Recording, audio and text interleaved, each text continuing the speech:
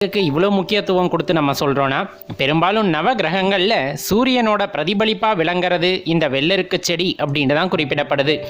இன்னும் ஒரு படி மேலே போய் சொல்லணும் அப்படின்னா, இந்த வெள்ளருக்கு அப்படிங்கிறது சிவனுக்கு ஈடான ஒரு செடியாகவே கருதப்படுகின்றது.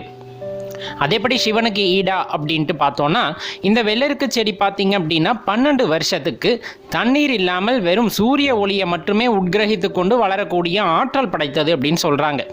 ஒருவேளை அந்த 12 வருஷம் வாழ்ந்ததுக்கப்புறம் அது மரமாக மாறுது அப்படிங்கும் போது, நீங்கள் சிவாலயத்துக்கு போய் பூஜை பண்ணுற பலனை இந்த வெள்ளருக்கு மரத்துக்கு பூஜை பண்ணுறதுனால உங்களுக்கு கிடைக்க பெறும் அப்படின்னு சொல்கிறாங்க. அப்போ அது எவ்வளோ சிறப்பான ஒரு மூலிகையாக இருக்குது அப்படிங்கிறத நம்ம மனசில் உள்வாங்கிக்கணும்.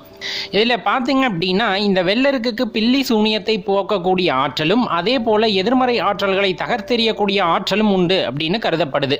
வீட்டை நோக்கி ஏதாச்சும் எதிர்மறை எண்ணங்கள் வருது, எதிர்மறை ஆற்றல் வருது அப்படின்னா அதை தடுத்து நிற்க